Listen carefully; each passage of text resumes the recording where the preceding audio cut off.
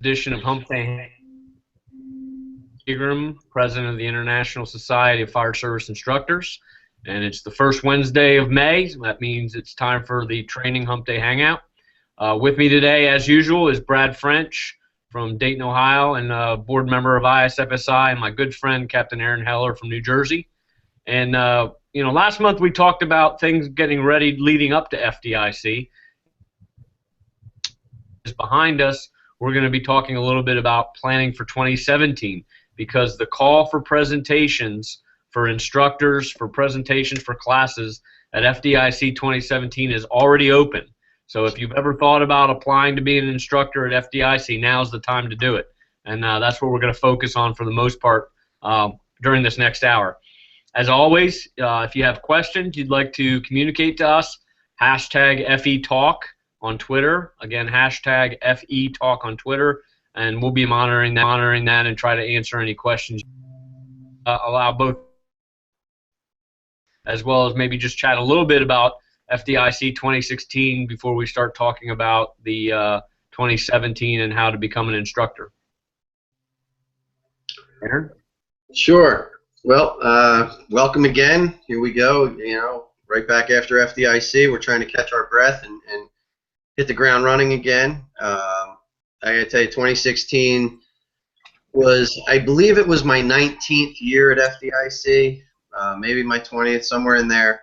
And it was another one that was just incredibly memorable for me. My class went well. I was really pleased with the turnout, really pleased with the participation. And I got to attend some really good new classes this year. In fact, two of the classes I went to were brand new presentations that I hadn't seen, and this was their first year being delivered basically anywhere.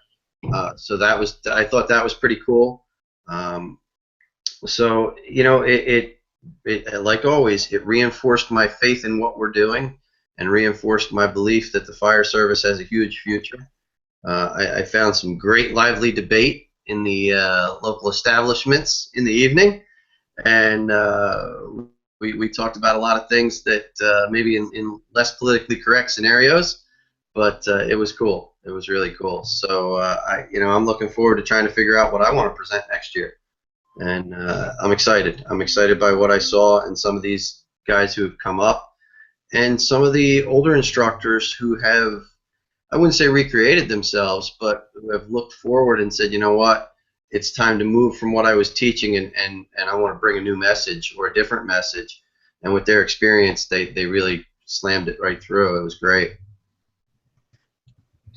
Yeah, I agree with everything Aaron said. It was a fantastic week. It was my first opportunity to ever present at FDIC, so I was very humbled and honored to get to have that chance. I have gone many years and paid my own way and things like that, all for good reason, because it's absolutely the best of the best over there. I had the opportunity to sit in on Aaron's class on big box stores, and it was tremendous. And that's really the neat thing about that.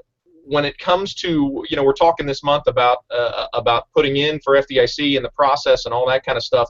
One of the tremendous benefits of being an instructor is not only the opportunity to showcase your passion and your talent and your enthusiasm as an instructor and highlight a topic that you feel is very important to you and a message that the fire service needs to hear, but to have that opportunity to go around and network with other instructors. And again, like I said, this was my first year to go in and get to rub shoulders and say hi with some of the instructors that I've known and followed for years in the instructors room and things like that, and at different social gatherings. Just a tremendous experience for a young fire service instructor like myself. And everybody on the big stage says it every year. In every keynote address, they say, someday you could be the one standing up here, right? And that's absolutely true. And if you're tuning into this today, and if you've ever tossed around the idea, should I try to put in, should I not? Absolutely yes. Absolutely go for it. It was a tremendous experience for me. I certainly will be putting in before the deadline this year. which just by the way, we should probably mention at some point. I want to say is June 17th or something like that. So there's a fairly large window here that they can utilize to apply. But it was a tremendous week for me, tremendous experience. I absolutely will do everything I can to try to get out there again as an instructor, and it was certainly a milestone in my career and something that I'll never forget. Brad, real quick, since you were the first timer, what did you teach, and how did your class go? Class went well. I taught a class called Fire Operations in Protected Structures, which basically is was kind of a hodgepodge of fire protection system stuff. I was always of the belief that a lot of fire protection system stuff is not that we don't do a good enough job as a fire service of kind of boiling some of that stuff down to the street level firefighter. That kind of, that's more inspector stuff, or, saying things like, building maintenance guys will know that, right? And so the idea of my class was to take a lot of what I consider to be the most important stuff and things that I see day in and day out, running fire alarm calls and things like that, just like everybody out there does. And kind of packaging that together in a small package and delivering it. And it was good. I didn't have a tremendous turnout, maybe 40 guys, something along those lines. But again, as a first-timer, I was real pleased with that, and had the opportunity to read reviews and all that kind of stuff, and that's all part of the process. And so it went well. I couldn't have asked for a better first-time experience, and to get to have had that opportunity at the grandest stage of them all in our business was tremendous. I'll forever be grateful for the opportunity, and I'll always strive to try to get back every year. Awesome. Glad you had that opportunity. Like Brad said, the deadline to apply to become a FDIC is June. The application period's open now, and we're going to go through that, talk about that a little bit today. FDIC 2017 is April 24th through the 29th, so make sure you mark your calendar for that and get ready. But I think all three of us probably feel that the pinnacle of our instructor career is teaching at FDIC. It's an awesome opportunity when you get asked the first time, and it's even better opportunity when you get asked to come back, because that means, frankly, it means you didn't suck.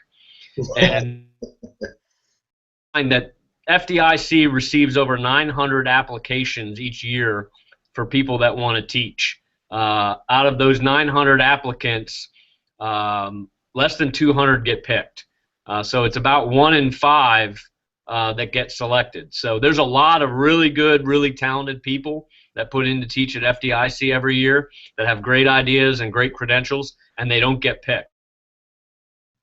People, when I've counseled people on this before, is keep trying. So as we go through the process today and tell you a little bit of how it works, we want to encourage you to apply and put in for a class, but we also want you to don't get dismayed by being turned down. I sit on the review panel along with about 30 other people that review these applications. I have been turned down. Alan Brunacini was turned down for a class last year. So lots of people get turned down every year. It's not personal.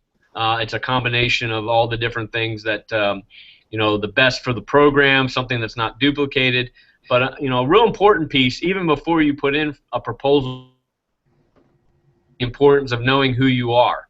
And speaking of knowing who people are, there's a gentleman that just appeared in the window by the name of Bobby Halton.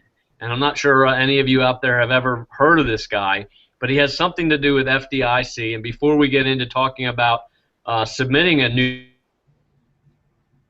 probably friend Bobby Halton.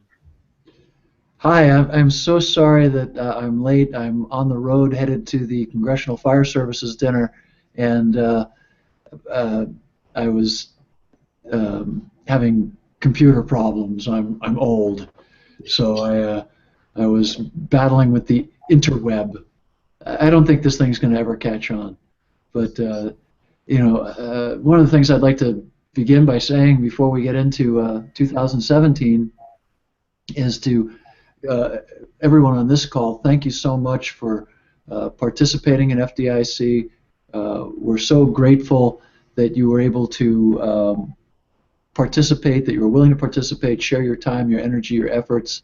We had an amazing conference, 33,000 folks, pretty phenomenal numbers, and it's really the fire services show, and we'll get into that. Steve's going to lead this discussion about how papers are submitted and selected, and it's by the people, for the people, about the people. It truly is taken right from the pages of our Declaration of Independence and our Constitution.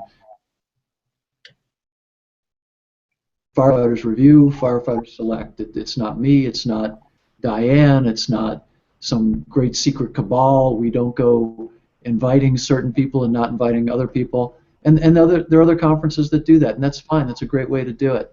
But FDIC is a little bit different, and it's kind of reflected in the curricula, if you will, and very, very proud and very humbled to be a part of it. I think that I play a small, minor role, and I think that the folks who really carry the day are the hands-on instructors and the classroom instructors and the workshop instructors, and no one's getting paid. I mean, there's a small amount of compensation to the hands-on guys just because they're there for so long setting up and doing all the things they have to do. But the folks in the classrooms that are teaching, they get flown out and they get housed, but they don't take a paycheck. There's no compensation for them other than speaking. So it's an incredible show, flawlessly done, incredible team. Everybody from the event management staff to the registration people to my great friends Eric Schlett, Dianne Rothschild, Mary Beth DeWitt, Allison Foster, who head up these incredible teams of people who make it all happen. I get to play kind of the ringmaster with the top hat, but there's really incredibly talented, skilled, and wonderfully generous and giving people that make it all happen. But most importantly, it's the fire service that makes it happen. And so, thank you so much for a great show. And I guess we're going to talk about today. I guess, Steve, the topic's going to be some of the takeaways from the show and what we can do in the future. I'll start off by saying. Got a great email, and I'll tell you the gentleman's name. Can I start off, Steve? Or Absolutely. Okay. A gentleman sent me an email, and his name is, and I want to get it right because it's a brilliant email, and he's a nice man, and his name was Eric Rode, and Eric Rode was a first-time participant. He started off as a federal firefighter in Hawaii in 1996. 18 months ago. He moved to the Navy Fire Emergency Services headquarters in Washington, D.C., and he had a great conference. And he continues in his letter, and he says, the reason I'm writing is that while attending Mr. Crudson's class on atmospheric monitoring and fireground class, I was trying to relate to what was present operations, that air monitoring was not deployed, and the potential for hydrogen chloride and CO exposure was present. Unfortunately, the answer was every time. Speaking with fellow attendees that were lucky enough to arrive before me and to be part of the hot classes, I inquired if air monitoring was present during the rotations and saddened to hear it was not. To be honest, monitoring could have been stationed on site, but without knowledge or looking for it, they may have missed it. If monitoring is on site, then we might be missing a valuable teaching opportunity and a knowledgeable captive audience. Please do not think my intentions are a negative way. Just a person who has had their eyes open a little wider and try to simulate a positive attitude towards atmospheric monitoring. Would love to see the classrooms coexist with our training ground. And then he, respectfully, Eric K. Rode, Operations Fire Protection Specialist, Navy Fire Emergency Services Program, Commander, United States Navy Installations Command Operating Forces. So it's fascinating.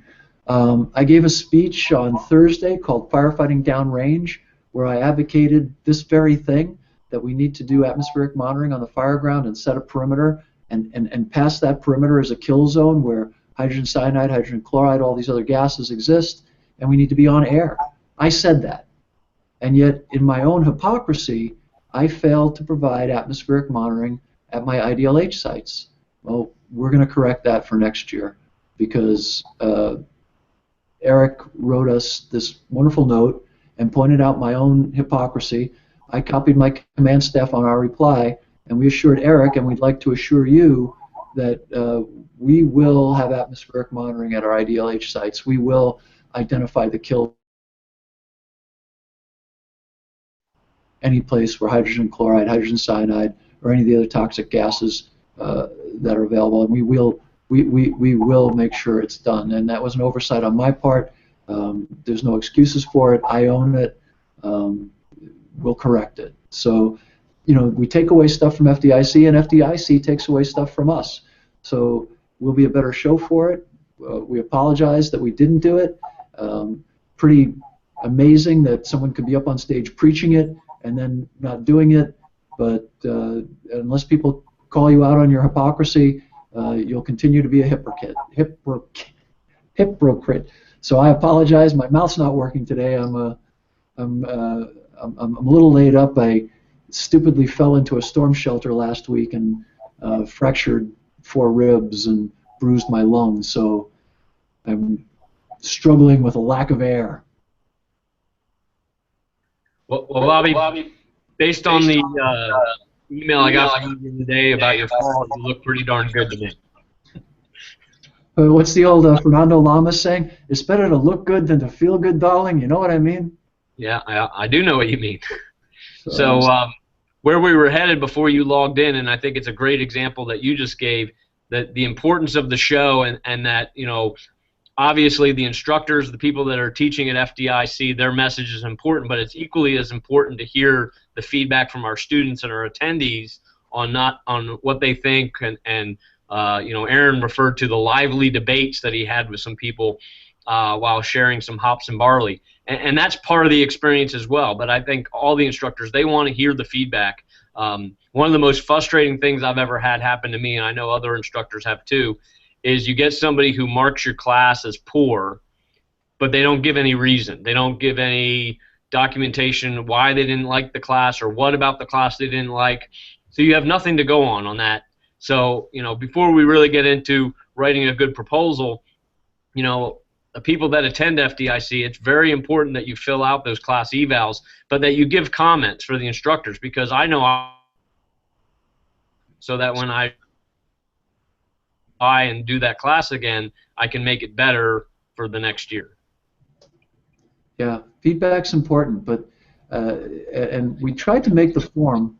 We used to just have a bunch of checklists, this, and this, but that gets to be almost inconsequential. So now we try to get people to give comments, and what Steve said is exactly right. We can't grow and evolve and improve unless people point things out to us where we fell short. And it's okay, especially if you do it in a polite and as Eric did, very forward counseling, very positive way. He wasn't throwing stones. He was simply saying, this seems to be important in the classrooms. It seems to be important, issue, and are you doing it? And the answer was no. So I learned a great deal, incredibly important lesson. But if Eric hadn't written that note, I would have never known, and I wouldn't have changed my behavior. It wouldn't have become so apparent to me. So it is really important, and how you provide critiques and how you provide feedback is equally as important. I mean, if all you say is, "Oh, your classroom stunk," well, why did it stink? You know what I mean? And I used to get a lot of those poor evaluations. I still do, but mostly from my mom. But she'll read my editorials and say that was terrible. So, that's the just to expand on this whole topic. That's one of the beauties of at FDIC, right? You're in we're at the Super Bowl here of fire instructors, right? And so the comments that you're going to get are not from not to take anything away from, for example, just doing a class in your local organization or something like that, where maybe some people are forced to be there, some people are there because they want to. I mean, at FDIC, this is people that have traveled from across the globe to be at this conference and to experience these classes, and so certainly a very high caliber of not only fellow instructors, but a high caliber of students that themselves are oftentimes instructors. And so the feedback is that much more important and that much more impactful as far as using it to mold yourself to be a better instructor at FDIC in particular, as opposed to local training events and things along those lines, because the audience is operating at such a high level and is probably just as passionate about that topic potentially as you are as the instructor, and that's why they chose to sit in your class. Well, yeah, I agree with you, and I can tell you this: all the years that I've been teaching at FDIC, we read those evaluations and take them really to heart. And when somebody does just put on there, well, you really sucked, or this class didn't make sense to me, or this class wasn't what I expected, you go back and you look at yourself and you're looking for reasons. Okay, why and how could that have been? So we do need to know why and what and so forth, because all the instructors, I watch the guys go back into the speaker room and read their evaluations and talk to fellow instructors, and it's taken really seriously. It really is. And I know I teach everywhere I teach around the country. I tell them, listen, if the class sucked, tell me. If the class is great, tell everybody. But if it sucked and I don't think it sucked and I don't know it did, well, then I'm going to continue doing the same thing I did and probably make the same mistakes over again. So we want to hear feedback, and it's very important, very, very important.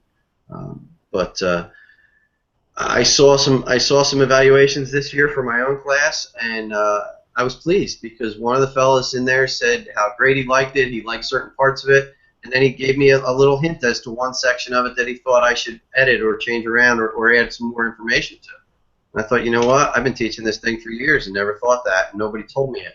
So next time I teach it, wherever it may be, that's going to get added.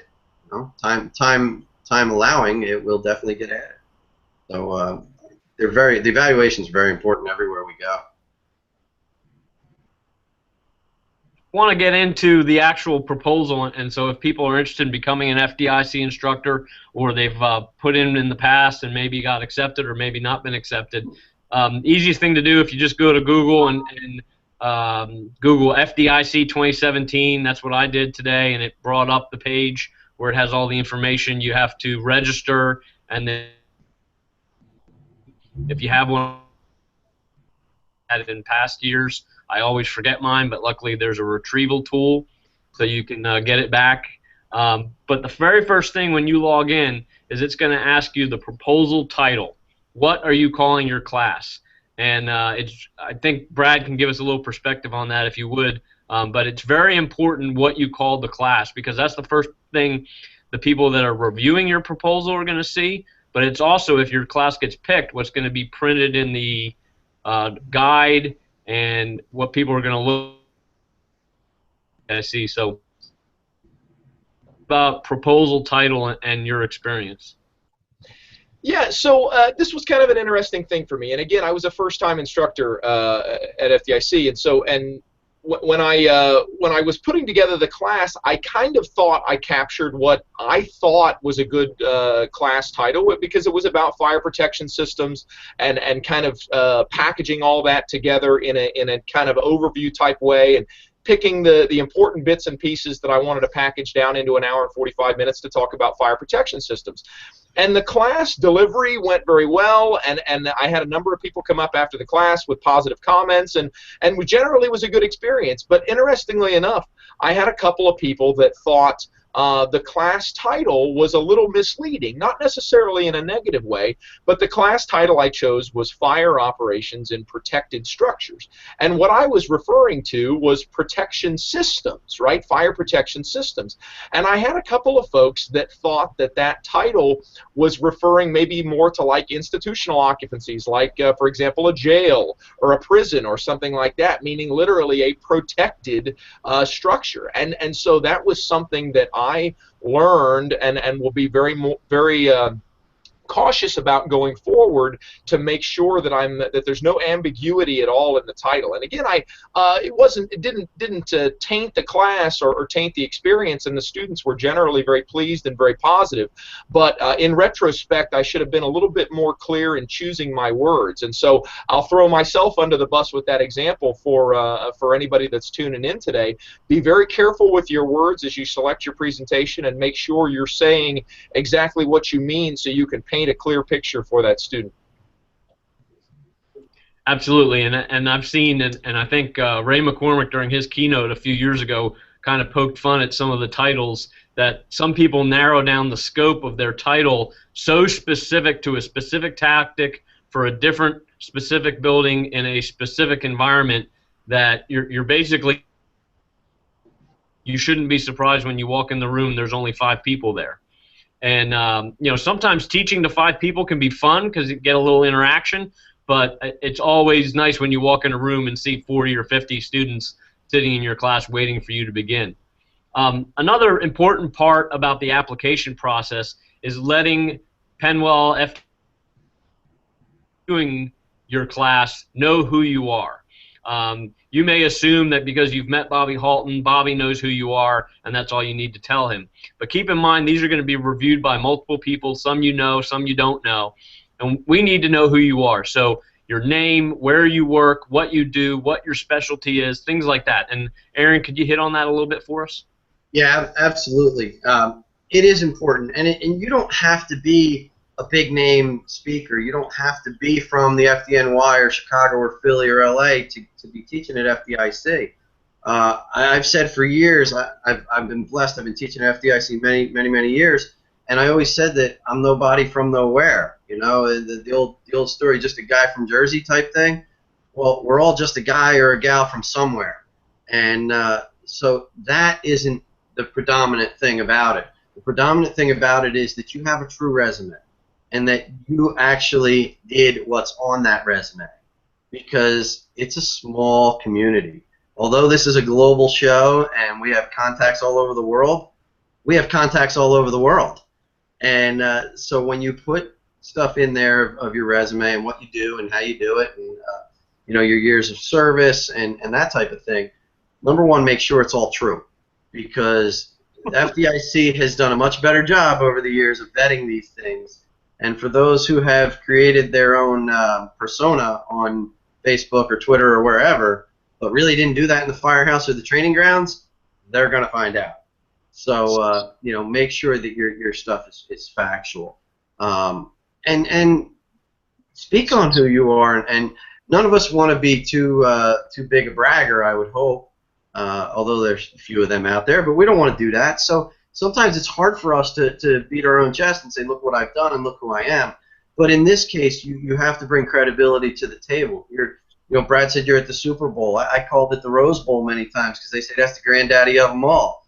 You know, so you do have to show your reason for being there and show what makes you a little bit more special than the other instructor who you're competing with, basically. You know, 1 in 5 get picked. So you do have to give who you are, why you're doing this, what your background is, and give those reviewers a clearer picture of who you are in the classroom and why you're going to be a draw for FDIC versus the other people who have also applied.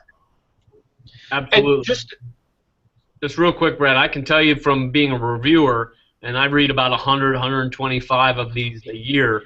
If I open it up and first thing I do is I read who it is. If I know them, I keep reading. If I don't know them, I quickly go to Google, and I put in their name, their rank, their department, and I search to see who they are. And it's very important for the people that are reviewing the presentations and also for the Penwell Fire Engineering people to know who you are. So if you're thinking about teaching at FDIC but you've never taught before, one of the ways to write an article, have some other input other than just wanting to teach at FDIC. If you contribute in some of the other ways that are available to us, they're always looking for great authors, and I know Brad went this track where he did a class or submitted an article on the similar topic. His article got published, and then he created a class based on that and the success of that article. So it's really important for us to know who you are, and one way to do that I wanted to mention is write articles, blog, and stuff like that. Be involved in more than just trying to teach at FDIC. Brad, you had some more? No, that was basically exactly what I was going to say. Be involved, try to get involved in the process outside of just simply the proposal submission window, right? I mean, there's fire engineering training community that you can get on and contribute to the conversation on there. As you mentioned, I was very honored to get to have had an article in the October issue of last year on Fire Department Connections that was directly related to the class that I ended up doing at FDIC. And so, no, that's that's exactly what I was going to say. Try to get involved. Find ways to get involved outside of just that proposal submission window that happens every year after the show. You know, stay involved, stay active, and use those outlets that they make available to us. Absolutely. Always looking for authors and people to write. And remember, it's not just fire engineering, it's also Fire Rescue Magazine, and then Fire Apparatus and Emergency Equipment, and then even our counterpart, our sister publication, GEMS. Although we don't work that closely with GEMS on there, occasionally, you know, AJ will point out a person to us who, you know, if we don't know who they are, McAvoy will check with him to see if he'd written for GEMS. So, you know, we're primarily a firefighting show. We do some EMS, but not a great extent, not like EMS today where, you know, that's their focus.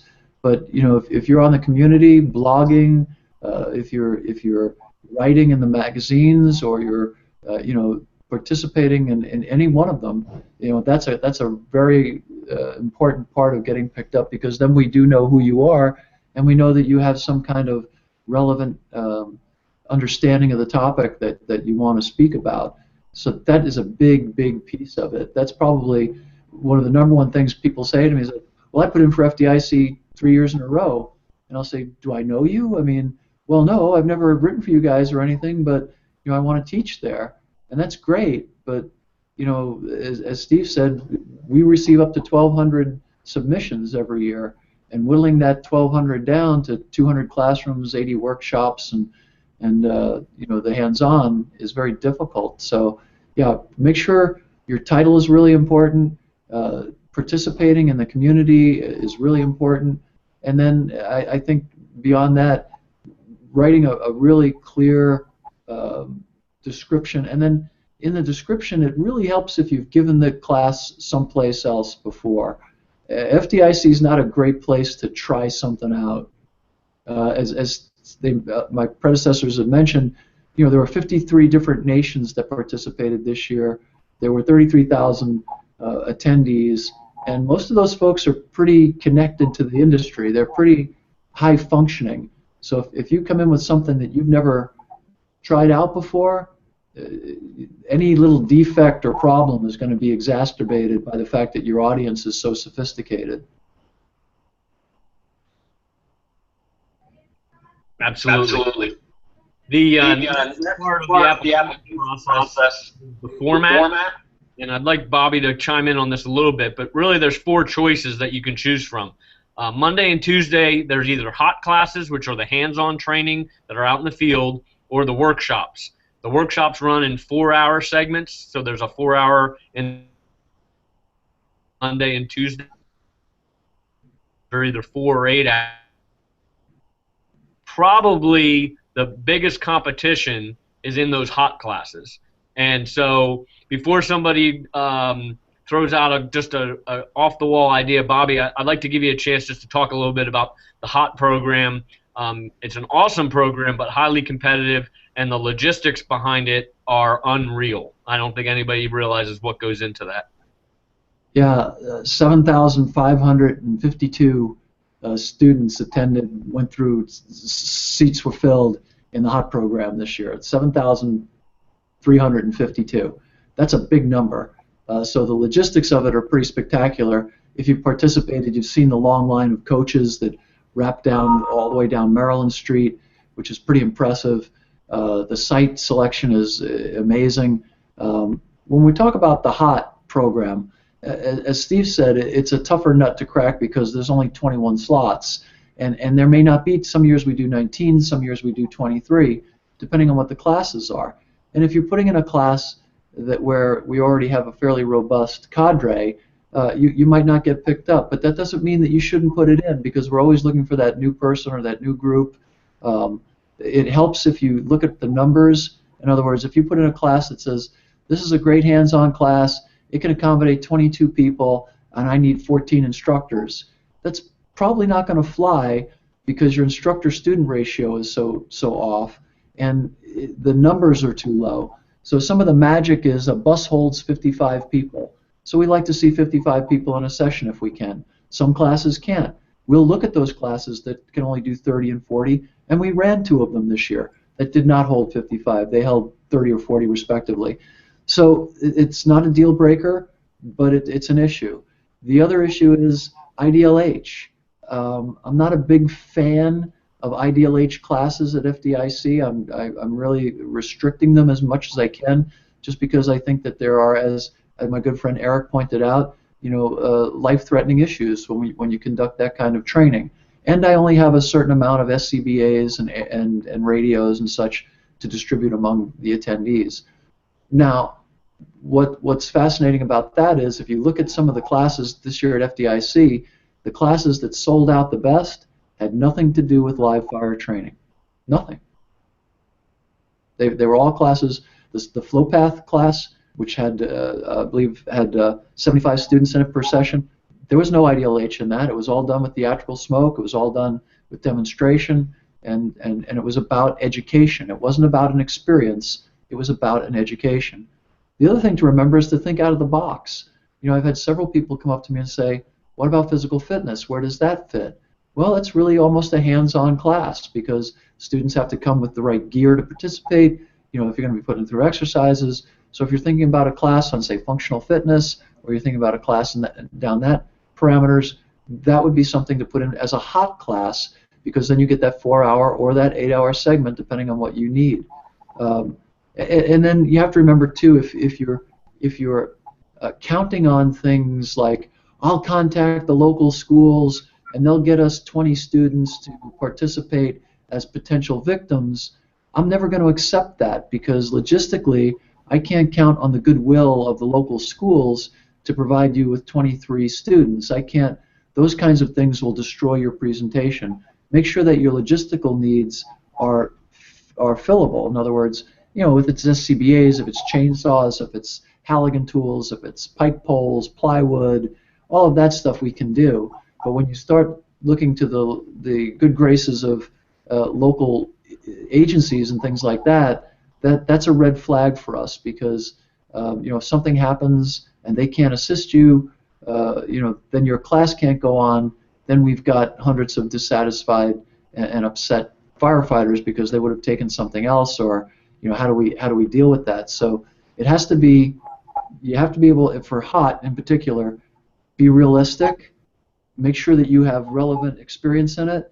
Make sure it's not something that we already have covered in multiple ways. If it's something brand new, that's great. But if you're talking about forcible entry, we've got Chris and we've got Bobby Morris and we've got some really great forcible entry folks already doing forcible entry. So you may not get picked up for that reason. Doesn't mean that someone couldn't say, hey, we want to do a specific 4-hour class on new through the lock measures, or a specific 4-hour class on some specific, let's say, armor doors, and you have an agreement with Armor Door to get you 8 or 10 or 12 or 25 or whatever many number of armor doors you need in order to conduct the training.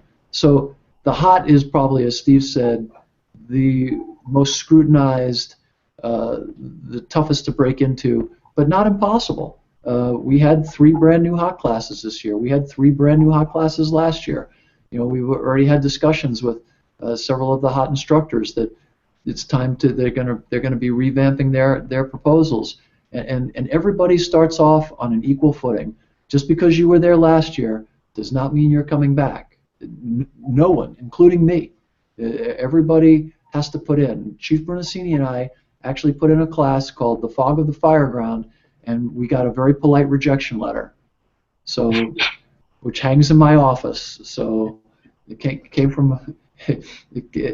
But that's a true story. The advisory board looked at it and said, no, it doesn't really fit, and these guys do other stuff that's better, and so they said, no, do this, do that. So don't take it personally. Just because you taught last year, or you taught for 5 years, or you taught for 2 years, it doesn't mean you did anything wrong, or we don't love you anymore. But I had a good friend who didn't get picked up last year, and he came to me and asked me why, and I said, you did the same class for 7 years in a row, and you put in the same class. It kind of had run its course. So in terms of the HOT, be creative, look at what's going on, and think out of the box, but think reasonable number of instructors. Generally, if it's not IDLH, it's 6 to 8 for non-IDLH with 55 students, which is right in guidelines with the NFPA and the standards for instructional methodology, hands-on methodology. So and safety and really get into, when it says provide a logistics list, provide a detailed, well thought out, thoroughly researched logistics list. Just don't say we'll need chainsaws and plywood and a 3-story office building. That's the other thing. We can't guarantee you a house. We can't guarantee you, we guarantee we'll get you there. And then you've got to be adaptable and adjustable, because we do deal with acquired structures. Does that make sense, Steve? Yeah, absolutely. I think the competition for and obviously the hands-on training adds an awesome value to the week at FDIC. The other option for an instructor is the classroom sessions, and like Bobby mentioned earlier, probably close to 200 classroom sessions that run Wednesday, Thursday, and Friday, both in the convention center and also in Lucas Oil Stadium. That's where I've had my most experience in speaking at FDIC the last 5 years, has been in the classroom sessions, hour and 45 minutes. But again, highly competitive. Hundreds of people apply, and about 200 get picked. So as you go into that, you need to be thinking about the next step is your proposal and the description. And basically, that's just where you say, this is what the class is. Basically, take your outline, create some bullet points of what your class is, and describe for the reader, if they sat down and they were taking this class, what would they be learning? What is the class about? And then right after that, some learning to learn what? To learn something. So you need to outline what your learning objectives are. So your proposal of what you want to teach, but then specifically your learning objectives, what the student will take away from your class. And then the next question that they ask is about methodology. And I wanted to go to Aaron for a minute, because I know Aaron wanted to talk a little bit about originality of programs as well as course development. But the methodology that goes into your conducted, active is it, and that sort of thing. And I will tell you before we go to Aaron on that, one of the biggest comments I see post instruction when people are reviewing is not enough interaction with the students. So the lecturer got up there and you taught for an hour and 45 minutes, and not once did you have any interaction or talk to the students in the class, or they have a chance to ask questions. And there's got to be that two-way communication. That's how people learn. But Aaron, why don't you hit on the topics that you had mentioned and you were concerned about?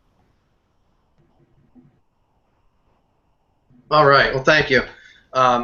Listen, we're throwing out a lot of really important information, and for those of you who are preparing for next year, this is important stuff. It really is. And I wish somebody had told me this when I was thinking about proposing classes many years ago. I might not have had quite as much disappointment with all the rejections I got. And we all, it's clear. Bobby got rejected. He runs this thing. I got rejected last year on a new class that I hadn't done anywhere, but I developed it and thought it was really cool. And so I actually have been doing it a little bit locally, trying to dial it in because I think it's really useful. But we got to understand that competition level. And one thing that I've seen throughout the years at FDIC is look at the book. Look at the course offerings that were out there in 2016. Go back. I mean, I try to save my books from throughout the years and see what stuff was already at FDIC, because we're not really looking to see people, number one, take somebody else's class. That's the worst thing you could possibly do, and I know that has happened, that those proposals go in, and I'm quite sure they immediately get rejected. Why would the FDIC advisory board pick your topic if another instructor has already been doing it successfully there? So you want to make sure that you're original. If you try to take a class that you saw Ray McCormick teach, or you saw the 1403 guys teach, and now you're going to do it, well, that doesn't make a whole lot of sense. So the originality is important. When you're preparing this proposal and you're explaining your methodology, you're explaining the objectives, what firefighters and officers are going to bring home and instructors are going to bring home at the end of FDIC, be somewhat specific about it. Because if you're talking in big generalities, anybody can do that. The reviewers need to know why they should pick you, what makes you of value to your students, and what makes what you're providing your students of value to that fire department. Fire department invests, thousands and thousands of dollars to send people to FDIC. There's got to be a return on that investment. It starts with really instructors who are dialed in with programs that explain themselves and that really bring home the message. So you want to make sure that your course material is realistic, that it's going to be pertinent to today's fire service and tomorrow's fire service. And the originality really piques my interest. I was fortunate to teach with Billy Hobson and a whole bunch of other guys doing HOT for quite a few years. I think we had about a 5-year run. It was a really good fixed burn building class, and it was original. It was the first one in the country being run in the fashion that it was set up. And I'm sure that when that description went to the advisory board, they saw, hey, this is a value. We can fill buses. That is important. It's not going to be manpower heavy, so it's not going to be a terrible debt to FDIC to put this class on, and it's going to bring students back and back and back. And that's important because the quality of this is second to none. So explaining every bit of that in your documentation of why you're doing this course, I think is key. But the originality, the big thing, don't steal another guy's class. It doesn't work for you. It just doesn't work. I see it all around the country, not necessarily at FDIC, but in a community I'm very close to, I saw a guy teaching a class that was titled the exact same as a very, very big name class at FDIC. And I immediately went to those people and said, hey man, this isn't yours. Let's be original. So that's part of my 2 cents. And that doesn't mean to just if you're thinking of doing a class, say you've got a great class on garden department fires. I mean, how many ways can you title that? You know what I mean? Or fast food restaurants, or basement fires. And your perspective could be outstanding, could be valid. So I think what Aaron is saying, don't submit reading smoke. You know what I mean? Exactly. Exactly. Don't do Guru Unplugged. It might not go. But clearly we want to. If you've got a perspective, I mean, obviously we're looking at basement fires differently than we did 5-10 years ago. So bring it on. Come after it. Or high-rise fires. There are a million different ways to approach them, and your experience is just as valid as anybody else's. Suburban Fire Tactics, one of my favorite books of all time by Dick Sylvia, and clearly those are great things. And just because someone's out there doing it doesn't mean we can't run 2 or 3. The behavioral health classes, there were several that we did this year, and they're all extremely valuable and extremely important. So you want to have something that's yours. It might not be totally original. I mean, nothing's totally original, but I mean, it might not be completely unique. But if you think it has value, we'd love to hear from you. And one of the things I remind our staffers, and when we remind one another, is that every 5 to 10 years, the fire service has completely turned over its personnel. That our career spans for most firefighters is about 20 to 25 years, and so 10 years ago, it's a long time. And you talk to some folks, and some of the I got a lovely email the other day from a young man who informed me that cancer is a big issue in the fire service, and I should be paying more attention to it. And I thanked him very much, and I thought he said, we're just starting to discover this, Chief, that it's a really big deal, and that firefighters are getting cancer, and that I ought to do more about it, and ought to publish more articles and write about it and speak about it more. And he's exactly right, because he's new, and God bless him, he's paying attention, we should do more. We should pay attention more. You know, you older guys on here know that we've been talking about cancer for 20 years. But, you know, to him, it's a brand new, you know, he's just gotten past that new guy stage. He's just gotten to where he feels okay voicing his opinion, and cancer caught his attention.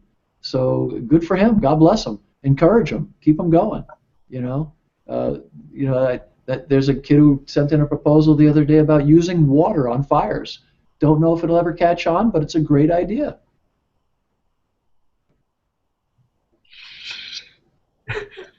I'm just kidding. Yeah, exactly.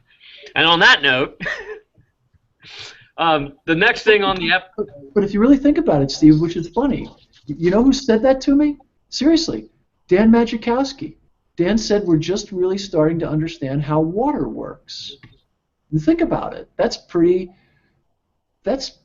We know it works, but how does it work? Why does it work? You know, how much? How little? How, you know, I mean, that's kind of a cool conversation.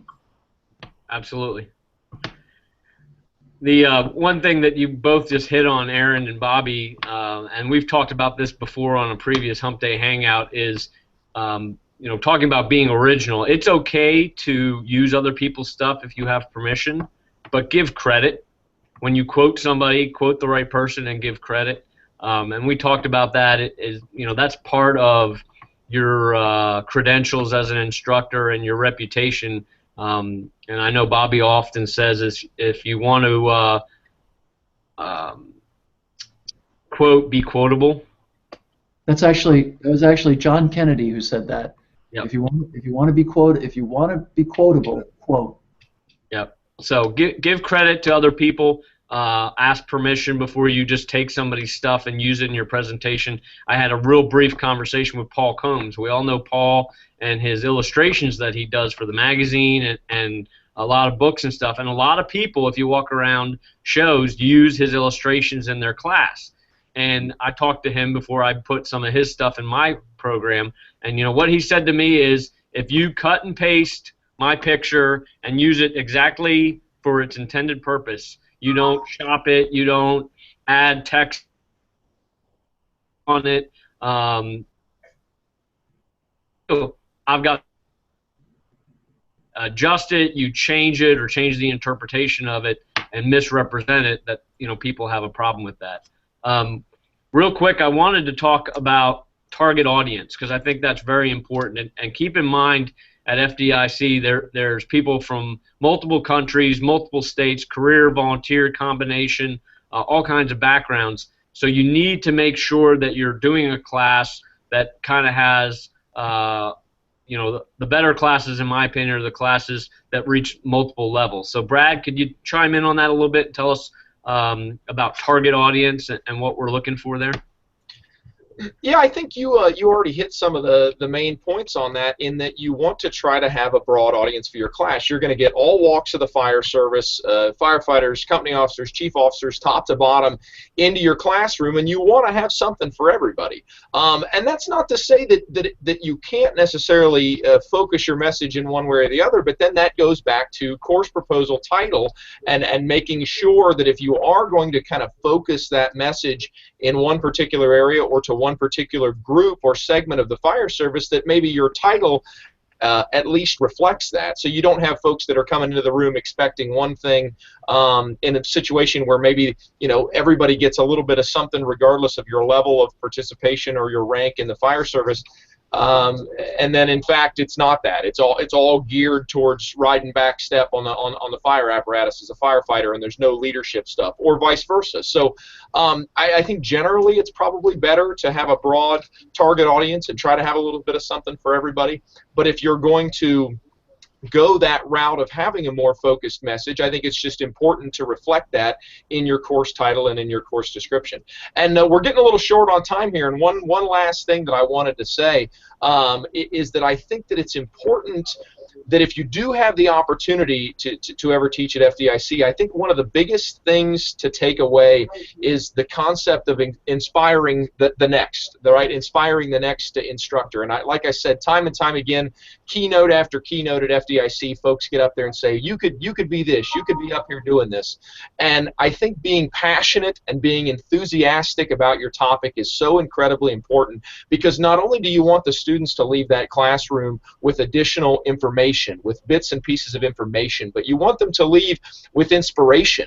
You want them to leave there, as we always refer to it, as with their batteries recharged, not only from a knowledge perspective, but from a passion and from an enthusiasm perspective, and think, wow, I want to be like that instructor someday. And I'll tell you, we got one of the best examples on here with us now. I think nobody expects sometimes going to their first FDIC to see the amount of enthusiasm and passion that Chief Halton has on the main stage every morning during opening ceremonies and general sessions, and to get to see that side of him every year is tremendously invigorating as an instructor. And I think people that see that for the first time have their eyes open that wow, that passion and that enthusiasm is inspiring. So if you have that opportunity to make that presentation and to get involved in FDIC, just keep in mind, don't only try to make sure your students leave with some knowledge, but leave with some inspiration and some passion to turn that message around and go back and make a change in their organization for the better. Absolutely. Couldn't say it better myself. The closing out the application process, they're going to ask for your resume, your speaking experience. Keep in mind that all a little about ourselves, but this is your opportunity to sell yourself to the review panel. If you teach at your department and you teach locally at a community college and you teach at neighboring fire departments and you've taught at some conventions, but you've done public speaking maybe through your church or the Chamber of Commerce or the Rotary Club or whatever it is, include all that. The more information we have about your background, your experience, your credibility as a public speaker, the better on whether or not see 2017. The other cool thing about the application process is once you register and you get your username and your password, you can log in multiple times. So you don't have to log in, fill out the entire application, and submit it. You can log in, fill out part of it. You can see what all the questions are. Some of the questions have character limits. So if you go on and on and on and on a little too long, just like filling out a grant application, it's going to cut you off. So you may want to look at what the specific questions are, work on those in Word or whatever you use, then cut and paste it into your application when you're ready. Just make sure you don't hit submit until you're done, because once you hit submit, you can't go back. And if you leave out what your target audience is, you're probably going to get rejected. If you forget to fill in your resume, you're probably going to get rejected. And a few other they're always looking for single speakers, and I actually ran into this last year where someone submitted, basically it was a university submitting a report on a research project they had done, but they 5 minutes and they were bringing 6 instructors. 6 instructors in an hour and 45 minutes is not going to work. It's not going to work in the classroom. It's not going to work logistically. So single speaker. You're limited to 2 submissions, so you really got to pick. If you've got a whole bunch of ideas, you really need to analyze and pick based upon some of the recommendations what your #1 choice is. Be complete. Make sure, if they give you 2,000 characters, use at least 1,500. Don't just give us 3 sentences saying, I'm Joe Schmo and I work here. Fill in experiences, where you teach, what you're passionate about, why you want to teach at FDIC, where you've taught before. Give us that information so we can make a good judgment call on your class. That's really about it that we can cover today. We're at the top of the hour, and we've had some great insight. I would just encourage people to log in, create a username and password, look at the questions that are on there, and start thinking about and working on your proposal ideas. But also keep in mind, you don't have a whole lot of time. June 17th is the deadline. There's no extensions. There's no do-overs. So, the clock is ticking. For my panel members, any final words from anybody? I think we've covered so much, and it's such important stuff. But if you have questions about it, don't hesitate to reach out to any of us or to other FDIC instructors. We're here to share. We're here to help. You know, I plan on putting in a couple proposals and hope they get picked up. But it's all part of the business. You've got to do the best you can with it. So if you've got questions, ask. You know, we want to help, and we want the best product at FDIC possible. Because you know what, my firemen go there too, and they need to learn from the best. So I enjoy it, and I can't tell you enough how important this really is. Absolutely. Brad? As I've said many times throughout the hour, it was an absolute pleasure, certainly the pinnacle of my professional career in instructing, and absolutely will be putting in for next year, and hope to get selected, and can't wait. I'll be there either way, but it'd be great to teach. Absolutely. Chief Halton. Well, I'm hoping I don't get rejected again, but I'm planning on being there for 2017, and I would just encourage you, you know, if you haven't been writing, you know, you can submit and start writing. We're always looking for those new people. You know, as Steve said, we really try hard to bring in a lot of new faces. And the other thing to remember is, you know, a lot of people say to me, well, I'd like to do a workshop and then 2 classrooms. Generally, if you get a workshop, you're not going to get a classroom, or if you get a classroom, you're not going to get a workshop. We try to get as many instructors as we can there so that the networking and the connections are as robust as possible. There are some exceptions to that rule. If your name is Brunestini or Goldfeder or Lasky, clearly you'll get a workshop in a classroom. But for most of us, it's you know, you get that one opportunity to engage with the students. And I know a lot of my friends always shoot me notes saying, you know, we'd like to do a workshop, then follow it up with 11 classrooms, and we appreciate that. But we would rather bring more folks to the party and have you come back year after year after year and then present your new stuff there. So, like Steve said, put in your A game, put in your 2 best shots. Remember, if you have a partner and you want to team teach with them, if they can get accepted and you can get accepted, we have no problem with you going into one another's rooms. But there is no co-presenters. So if you want to say Aaron and Steve want to teach together, and Brad, you know, if Brad gets picked up and Aaron gets picked up, and they want Steve to pop in their room, or Steve wants to, you know, gets picked up and Aaron gets picked up, and they want to team teach in each other's classrooms, that's completely up to you. We're not going to stop you from having somebody come in and say a few words or assist you, but you know, it would be a logistical nightmare and a budgetary impossibility to plan if we allowed for 2 and 3 people in every classroom. So there's a way to get around the system, but they have to be coming. We're not going to fly them in just because they're really good and they really help you out, and it's really important that he be here. It's 1 presenter per workshop, 1 presenter per classroom. Awesome. We've covered a lot, and we're in overtime already. We will be back once again, Humpday Hangout. Our next one is June 1st, the first Wednesday of the month at 1 p.m. We'll be back talking about training. Until then, be safe and keep training.